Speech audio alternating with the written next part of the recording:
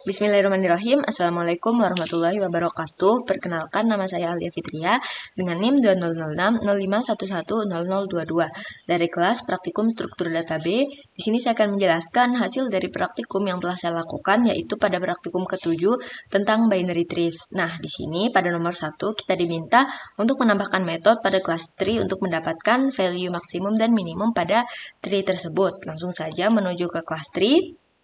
Di sini saya telah menuliskan metode findMax untuk mendapatkan value maksimum dan juga findMin untuk mendapatkan value minimumnya. Nah, di dalam metode ini saya membuat variabel baru bernama current bertipe data node, kemudian diisi dengan nilai root, lalu masuk ke dalam perulangan while dengan kondisi jika current.writeChild tidak sama dengan 0, maka current sama dengan current.writeChild.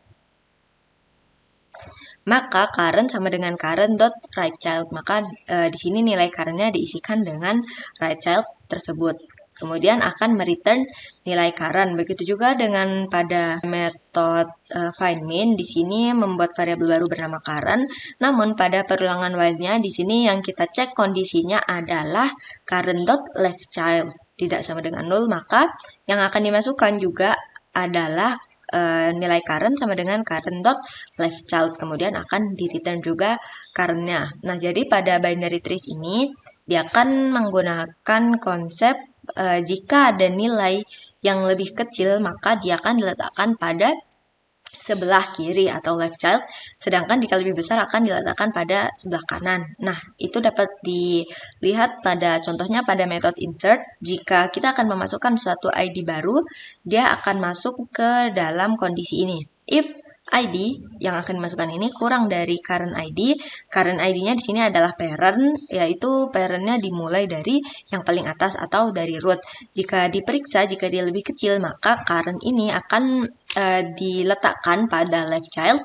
Kemudian jika tidak, maka currentnya akan diletakkan pada right child. Nah, dari konsep ini kita dapat mengambil kesimpulan bahwa left child merupakan nilai-nilai yang kecil. Maka untuk mendapatkan nilai minimumnya kita dapat mengambil dari nilai left child-nya, dan untuk yang maksimum kita dapat mengambil dari right child. Kemudian di sini saya juga menambahkan beberapa kondisi pada main metodenya, yaitu pada kelas tree app menambahkan kondisi pada switch case-nya, yaitu dengan menambahkan case n untuk mencetak nilai min. Oh, di sini saya ada salah memanggil metode. Kemudian case X untuk mencetak nilai max, di sini juga saya salah. Kemudian setelah dicetak min value, di sini memanggil object the tree, lalu memanggil metode findMin dan juga display node. Kemudian dicetak dan di break, lalu sama juga dengan untuk case X-nya mencetak nilai value maksimum, memanggil object the tree, memanggil metode findMax dan juga display node. Jika dijalankan programnya, ini kita show dulu tree-nya. Kemudian di sini telah saya tambahkan juga ya perintah pada barisnya, itu untuk menambahkan last letter untuk mendapat nilai max atau min. Jika max kita tulis X, maka di sini didapatkan nilai max value-nya adalah 97. Betul, 97 berada pada right child yang paling bawah, maka ini merupakan nilai maksimumnya. Dan untuk nilai minimumnya kita menggunakan n, maka di sini didapatkan nilai minimum value-nya adalah 12, yaitu node yang berada pada tree yang paling kiri. Kemudian lanjut ke nomor 2.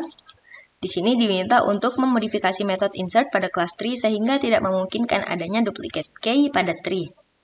Jadi pada metode insert di sini itu kita dapat menginsertkan beberapa data ya pada tree. Nah, namun di sini metode baris kode yang saya tambahkan adalah kondisi if ini, di bawahnya di dalamnya while looping.